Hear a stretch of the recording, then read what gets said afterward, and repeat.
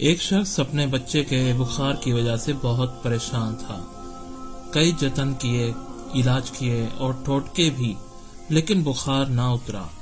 Doctors بھی اپنی بے بسی بیان کر رہے تھے اور اس بچے کا علاج ڈاکٹرز بھی نہ کر پا رہے تھے۔ ایک دن اس شخص کو ایک حدیث یاد آئی۔ اس حدیث کا مفہوم ہے کہ صدقے سے اپنے مریض کا علاج کرو۔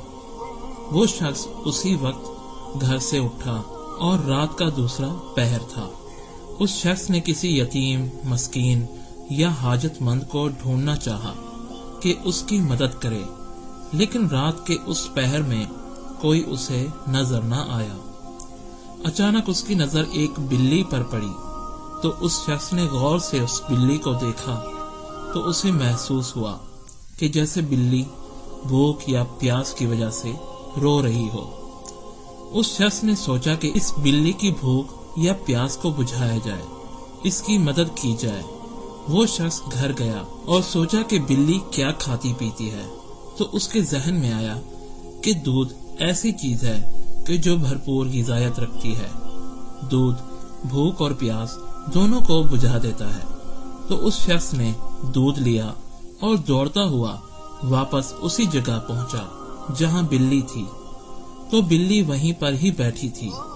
تو اس شخص نے اس بلی کو دودھ پلایا اور اس سے بھلائی اور نیکی کی، اور بلی دودھ پی کے وہاں سے جب چلی گئی تو وہ شخص بھی اپنے گھر آ کے سو گیا۔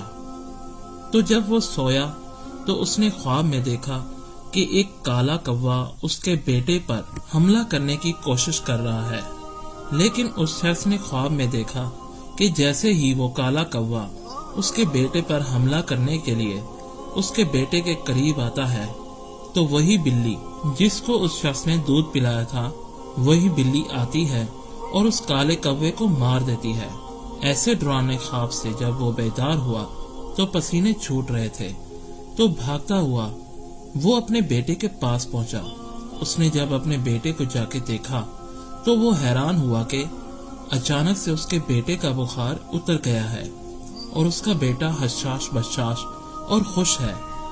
صدقہ بلاؤں کو ٹال دیتا ہے اور صدقہ بری موت کو ٹال دیتا ہے۔ صدقے سے اللہ اور اس کا رسول صلی اللہ علیہ وآلہ وسلم خوش ہوتے ہیں۔ صدقے کے لیے کوئی خاص مقدار نہیں ہوتی، بلکہ جتنی توفیق ہو صدقہ دیا جائے، چاہے 1 روپیہ ہی کیوں نہ ہو۔ تو ہمیں چاہیے کہ ہر روز جتنا ہو سکے صدقہ و خیرات کا معمول بنا لیں، تاکہ ہم بھی اللہ اور رسول کے پسندیدہ بندوں میں شامل ہو۔ آمین۔ اس ویڈیو کو زیادہ سے زیادہ شیئر، لائک اور ہمارے چینل کو فالو اور سبسکرائب ضرور کیجیے گا۔ شکریہ۔